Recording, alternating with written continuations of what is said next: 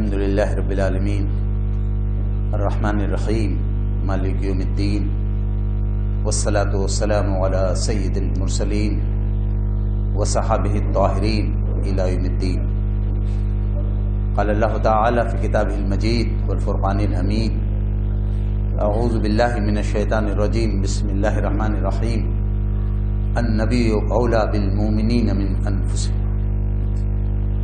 وقال اللہ تعالی: لقد كان لكم في رسول الله اسوة حسنة لمن كان يرجو الله واليوم الآخر وذكر الله كثيرا. صدق اللہ العظیم. گرامی قدر بزرگوں، اسلامی بھائیوں اور امت مسلمہ کا مستقبل میرے عزیز نوجوان ساتھیوں اور انتہائی قابل احترام میری دینی بہنوں اور بیٹی، میں آج اپنی گفتگو علامہ اقبال کے ایک شعر سے شروع کرنا چاہتا ہوں. یہاں علماء بھی موجود ہیں الحمدللہ. مختلف زبانوں میں جو پڑھنے کا موقع ملا تو یہ تعبیر جو اقبال نے کی ہے کہیں اور ملتی نہیں. اقبال نے کہا کہ بمصطفیٰ برساں خیش را کے دی ہم اوس، اگر وہ اون رسیدی تمام بولیں. مصطفیٰ تک پہنچنے کی کوشش کرو کیونکہ وہی کل دین ہے. اگر وہاں نہیں پہنچے، کہیں اور پہنچ گئے، ٹیگور کو پہنچ گئے، گاندھی جی کو پہنچ گئے، ارسطو کو پہنچ گئے، کولٹن کو پہنچ گئے، اگر محمد رسول اللہ صلی اللہ علیہ وسلم تک نہیں پہنچے تو جہاں بھی پہنچ گئے وہ ابو لہبی منزل ہے، ابو لہبک ڈیسٹینیشن. امت مسلمہ کو اس پہلو سے بہت حساس رہنا چاہیے. کسی بھی طرح سے امت کو محمد رسول اللہ صلی اللہ علیہ وسلم تک پہنچنا، حقیقی تعلق استوار کرنا ہے.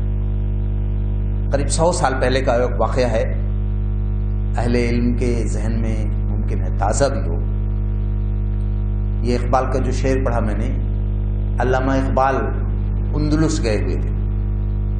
مجھے پورا اندیشہ ہے کہ ہمارے جو یہاں نوجوان ہیں 50% آف دا ٹوٹل اٹینڈنس یہاں جو ہے انہیں شاید اندلس کے بارے میں نہیں معلوم. 780 سال تک مسلمانوں نے ایک بہت ہی شاندار حکومت کی وہاں.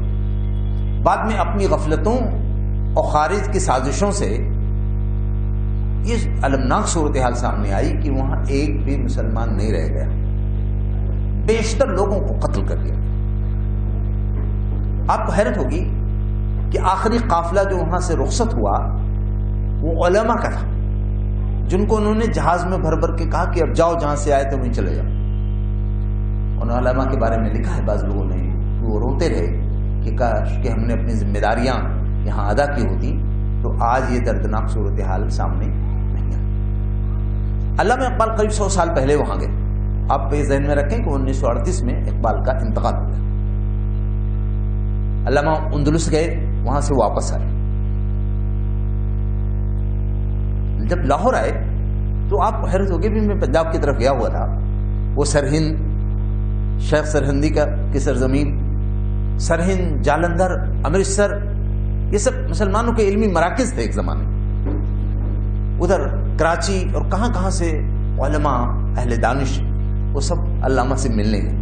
لوگوں کو جاننے کا بڑا اشتیاق تھا کہ اقبال وہاں سے آئے ہیں جہاں ہمارا مرثیہ زبان میں نہیں، احوال اور واقعات کے شکل میں ہے. اقبال کیا تاثر پیش کرتے ہیں. سینکڑوں لوگ وہاں اکٹھا ہوئے. علامہ اقبال سے کہا کہ حضرت آپ ایسی جگہ سے آ رہے ہیں جہاں مسلمانوں کی 780 سال کی تاریخ دفن ہو گئی. ہم آپ کے تاثرات جاننا چاہتے ہیں، آپ کیا کہہ رہے ہیں. میرے پاس الفاظ نہیں ہیں. اقبال نے جو اس وقت بات کہی ایسا لگتا ہے جیسے انتہائی فیصلہ کن بات. اقبال نے کہا مسلمانوں، یہ ان کے الفاظ، مسلمانوں میں تم سے صرف 2 باتیں کہنی چاہتا ہوں. ایک یہ کہ خدا کے لیے ان مدرسوں کو مدرسہ رہنے دینا، ان مدرسوں کو مدرسہ رہنے دینا. خدا کی قسم ایسے کہا اگر یہ مدرسے نہ رہ گئے تو میں اندلس کے الحمرا اور غرناطہ کے کھنڈرات دیکھ کے آ رہا ہوں. یہ مدرسے نہ رہ گئے تو تمہارے باقیات کے طور پر اس ملک میں آگرے اور دلی کے قلعے کے علاوہ کچھ نہیں بچا.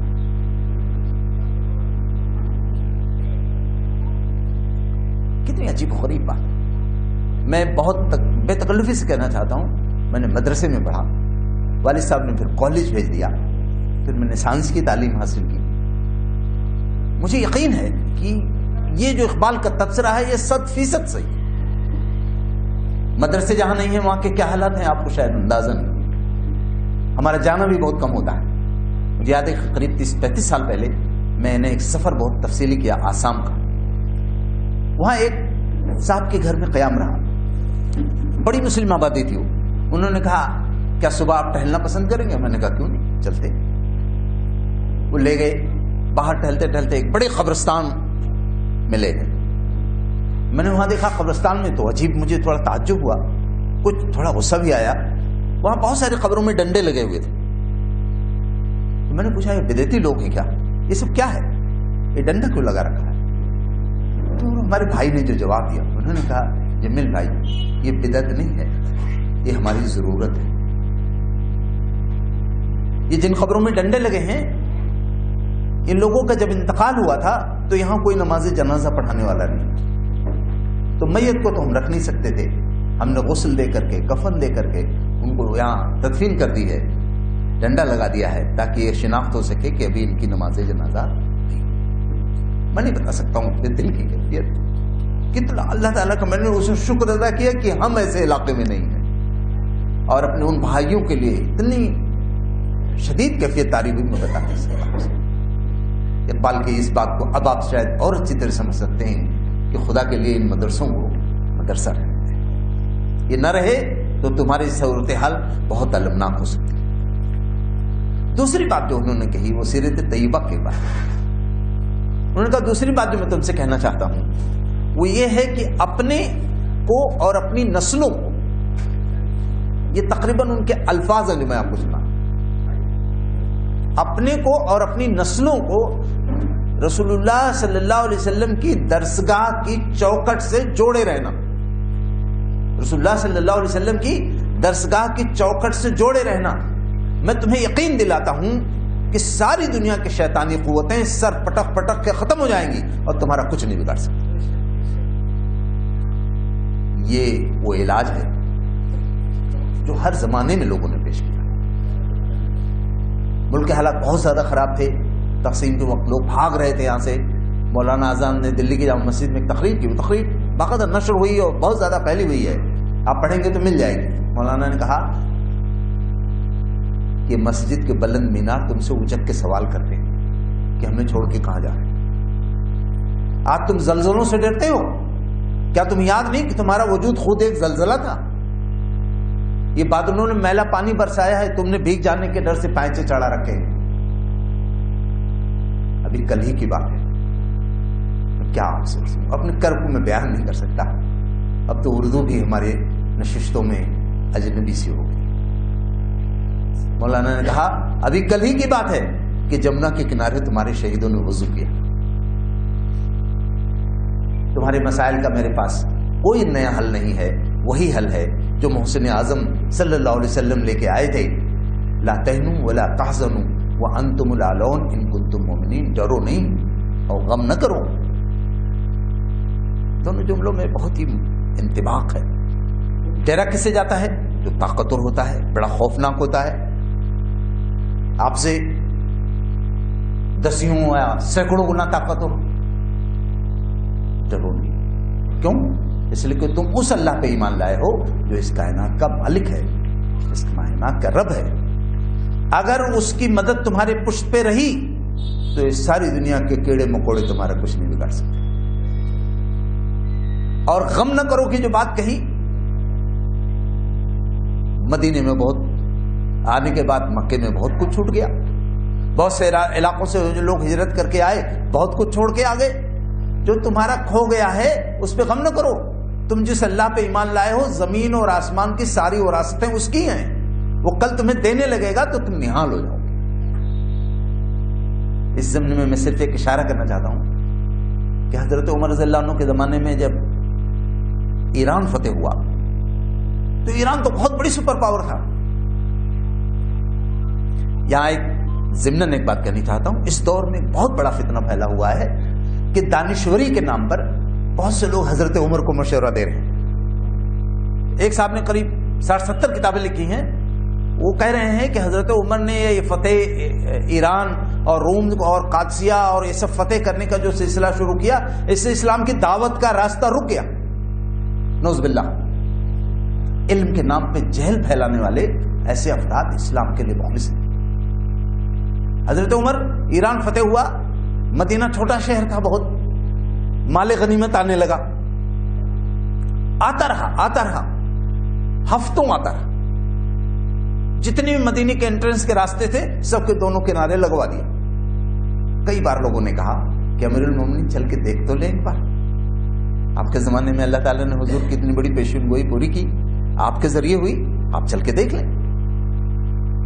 منع کرتے رہے، لیکن جب بہت اصرار بڑھا تو گئے ایک طرف، دونوں طرف دیکھتے چلے گئے، پھر واپس آئے، دوسرے راستے پہ نکلے.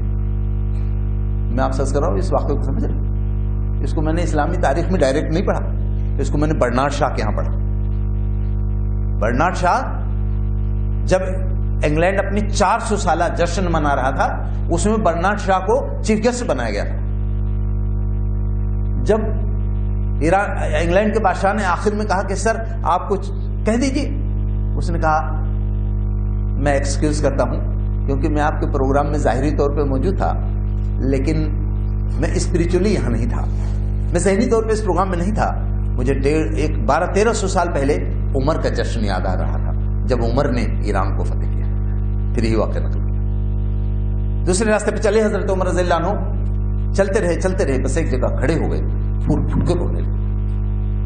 پھر لوگوں نے کہا امیر المومنین اس میں رونے کی کیا بات ہے، اس میں تو اسلام کے شوکت کی بات ہے، خوشی کی بات ہے، اللہ کا شکر ادا کرنے کی بات ہے. انہوں نے جو بات کہی وہ اللہ آپ سے کہہ رہا ہوں، ہم میں سے ہر فرد کو جو اپنے آپ کو دینی سمجھتا ہے اس کو اپنا جائزہ لینا ہے. میں اسی لیے بات دخل بھی کر رہا ہوں. اور حضرت عمر نے کہا دیکھو ہم سے پہلے بھی لوگ ایمان لائے، وہ اللہ کی راہ میں استقامت دکھائی، قربانی دی اور شہید ہو گئے، یا اپنی طویل عمر کو پوری کر کے مشکلات کی جنگاہ سے بالکل پنجہ لڑاتے ہوئے اللہ سے ملاقات کر لی، اور انہوں نے یہ سب نہیں دیکھا. مجھے جس بات کا خدشہ لگ رہا ہے کہ ہم بھی ایمان لائے تھے، ہم نے بھی قربانی دی، ہم نے بھی استقامت سے کام لیا،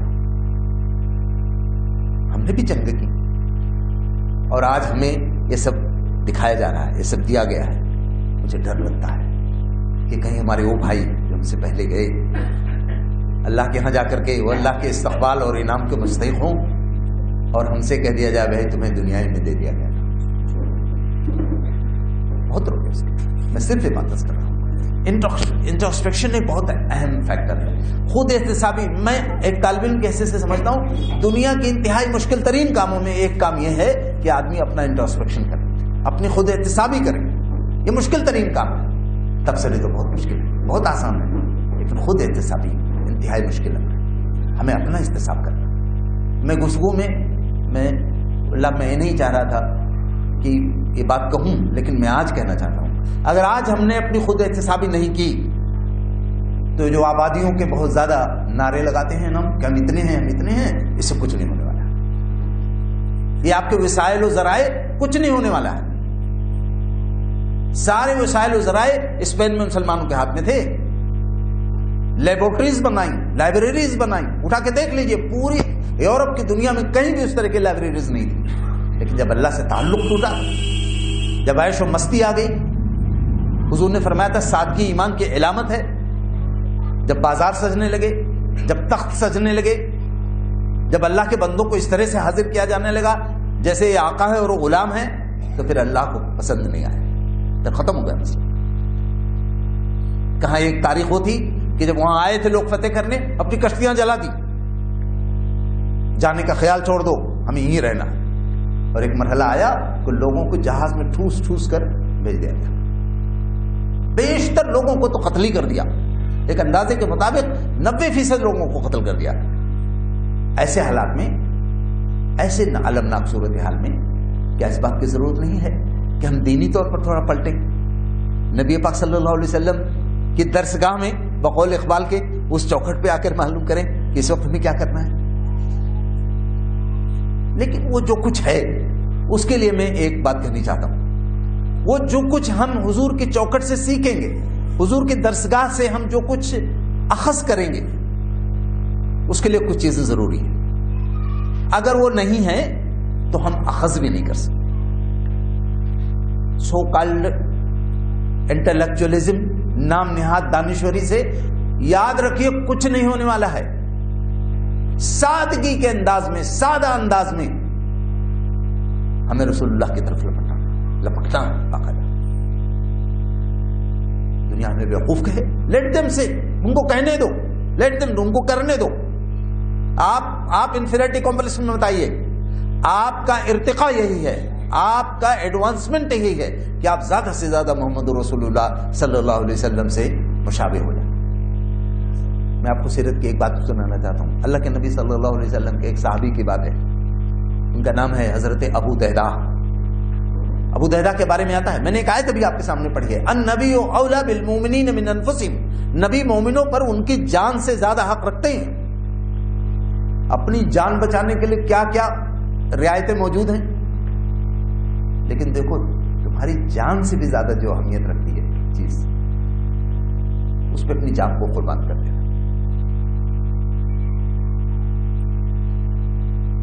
ابو دہدہ کے بارے میں آتا ہے کہ ہر دم مسکراتے رہتے تھے. ظاہر ہے کوئی آدمی ہر دم مسکراتا رہے تو لوگ کیا سمجھیں گے, اس کو کچھ ڈھیلا ہے. صف صحابہ میں چند ہی مہینے کے اندر جب یہ بات پھیلی کہ ابو دہدہ ہر دم مسکراتے رہتے ہیں, تو لوگ دیکھتے ان کو چلتے ہوئے, کہتے دیکھو مسکرا رہے.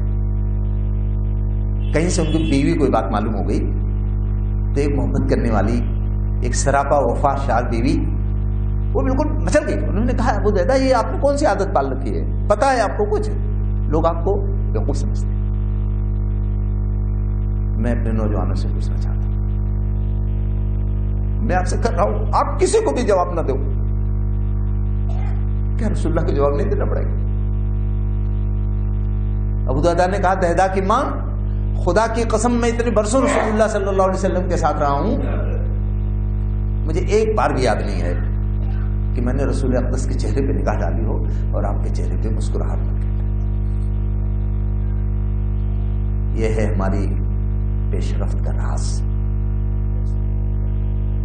انہوں نے کہا کہ اگر رسول کے چہرے سے مشابہ ہونے کی وجہ سے, سملر ہونے کی وجہ سے لوگ مجھ کو بیوقوف سمجھتے ہیں, تو دہدہ کی ماں لوگوں کا یہ بیوقوف سمجھنا میرے لیے افسوس کی بات نہیں ہے, یہ میرے لیے شرف و سعادت کی بات ہے کہ اپنے رسول سے اتنا مشابہ ہوں میں کہ اس کی وجہ سے لوگ مجھے بیوقوف سمجھتے ہیں. اگر آپ کو مجنون ہونے کا الزام دے رہے ہیں لوگ, تو ویلکم دس ٹائٹل, اس ٹائٹل کا استقبال کیجیے. آپ خوش نصیب ہیں کہ آپ کو نسبت رسول کی وجہ سے یہ الزام دیا جائے. اردو ادب سے ذوق رکھنے والا بہرائچ تو ادب کا شہر ہے چھوٹے شہروں.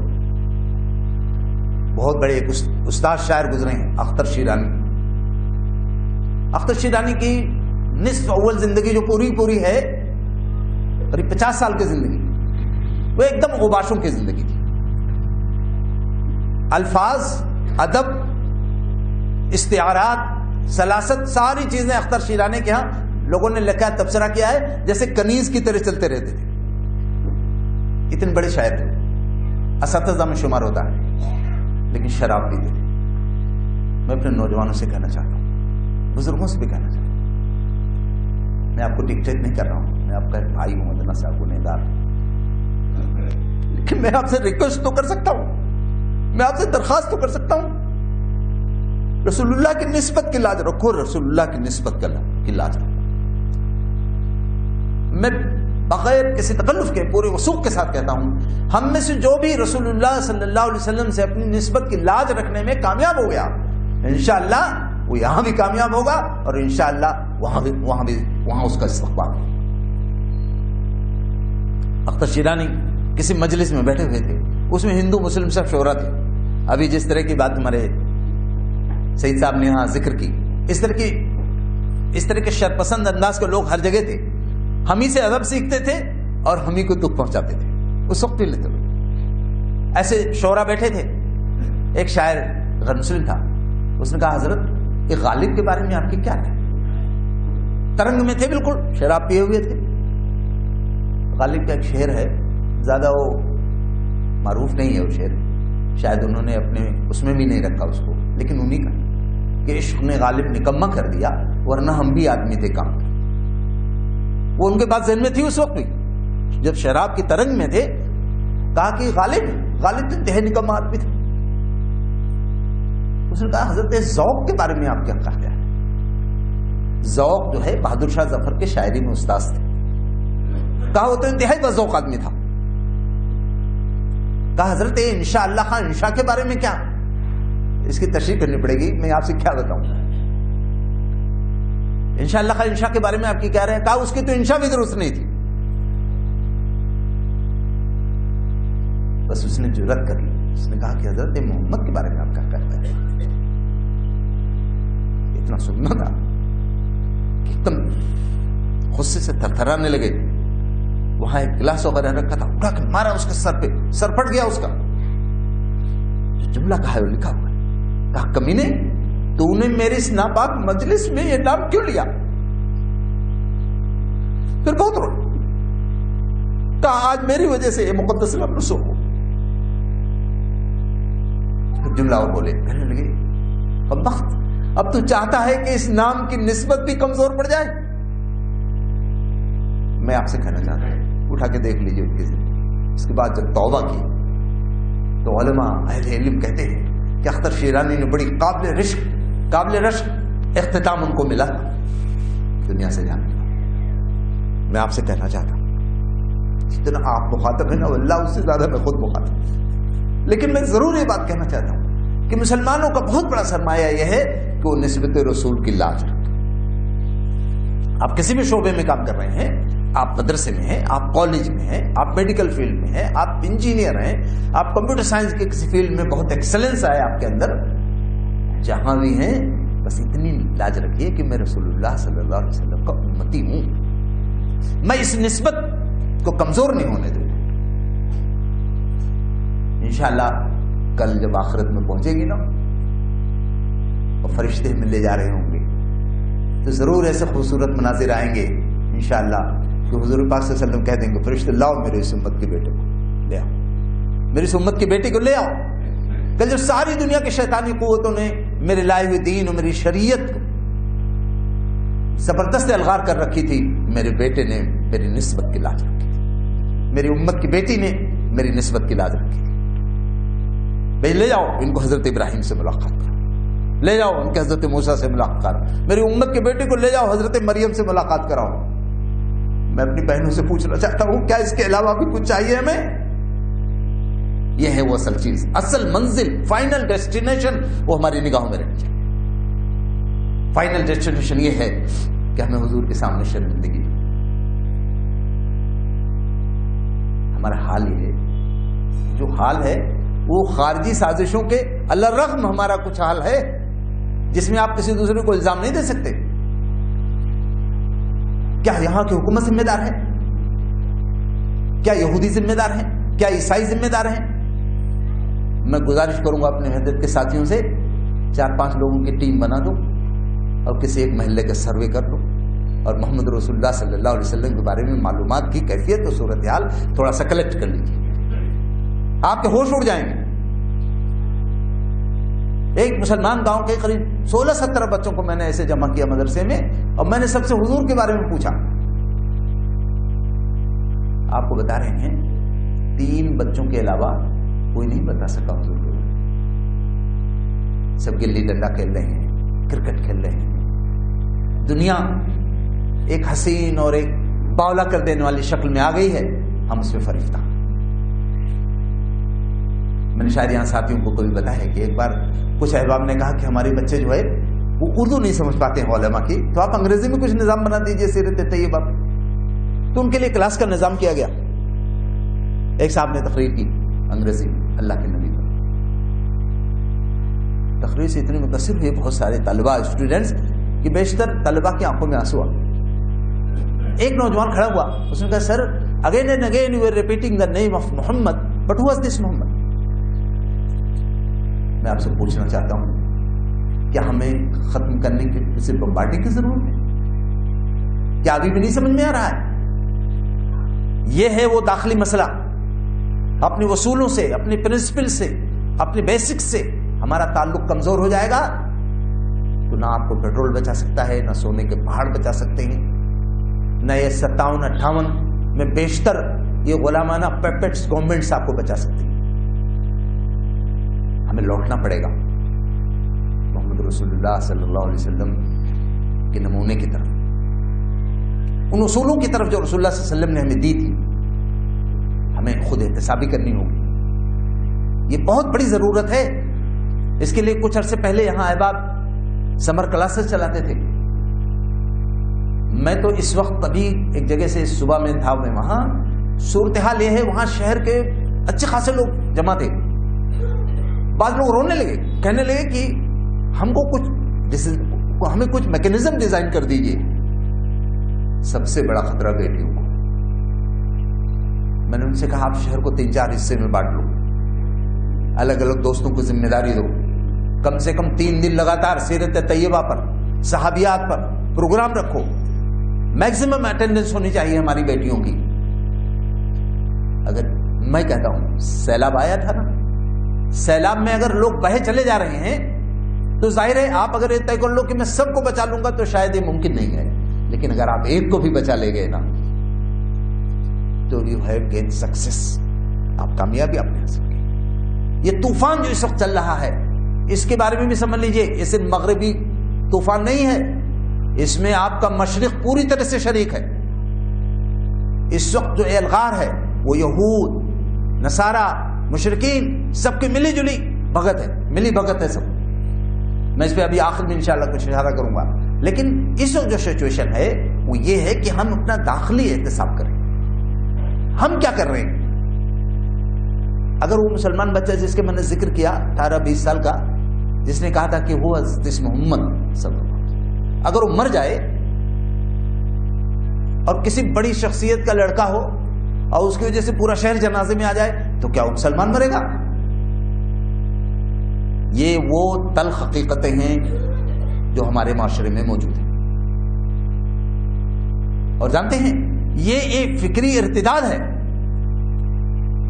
اردو عربی میں نام رکھنے والے ہم, اگر ہمارے نوجوان کو نہیں معلوم محمد رسول اللہ صلی اللہ علیہ وسلم کون تھے, یہ اعتقادی و فکری ارتداد ہے.